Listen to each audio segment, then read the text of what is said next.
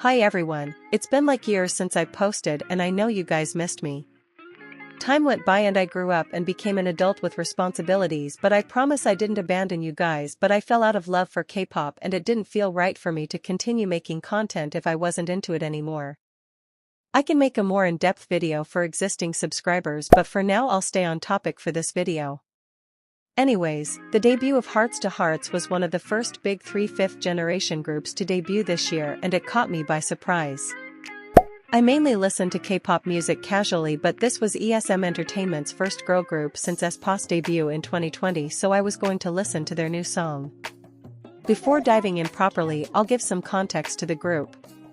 Hearts2Hearts is a Korean girl group consisting of 8 members who debuted under SM Entertainment. Before their debut, SM Entertainment teased their debut by announcing that they would be debuting a new girl group, and the group even made their first public appearance in 2025 SM Town Live to garner more anticipation for their debut. So once they then debuted, it was expected that the song would do well. They were the first SM girl group to debut since 2020. The group released their debut song Chase on February 25th, and it came with mixed reactions. I listened to the song whilst I was out one time on Spotify and their debut was fine, but nothing like their sister group aespa and their debut song Black Mamba, but it was a solid debut. EFX, Red Velvet, and aespa are groups with very experimental music. I also had the vibe that Hearts2Hearts would be more like Girls' Generation and have more general public-friendly music. In fact, before their debut, there was rumors that their music was going to be general public-friendly like Girls' Generation. The Chase, their debut song, was released in February 2025 alongside a B-side called Butterflies.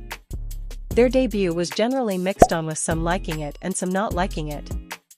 Overall the songs were fine, it was a solid debut.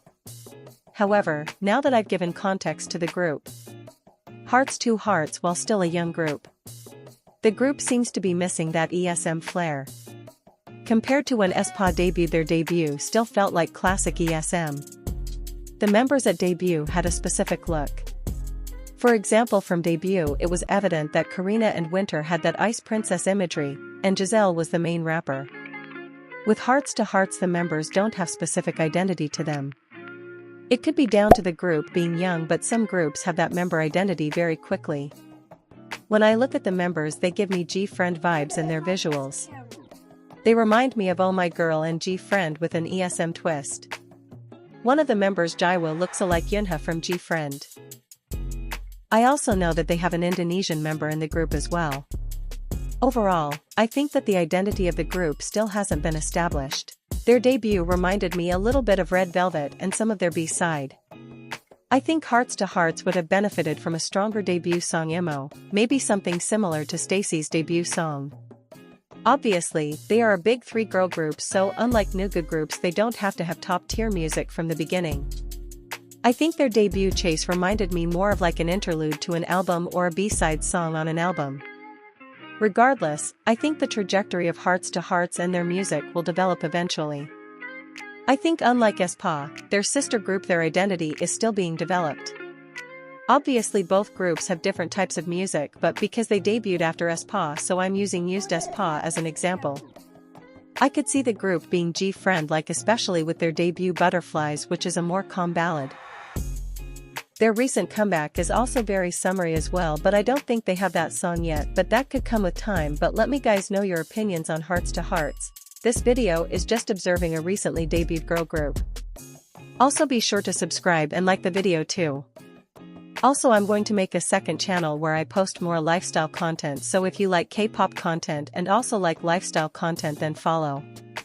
Also, I'm going to Tenerife next month. Let me know if you guys have ever been on holiday to Tenerife before, or if you want to go on holiday this year, where would you go? Thank you for watching. I'm also making a video on New Jeans and their Pink Pantheress influence, so let time know if you want to see that.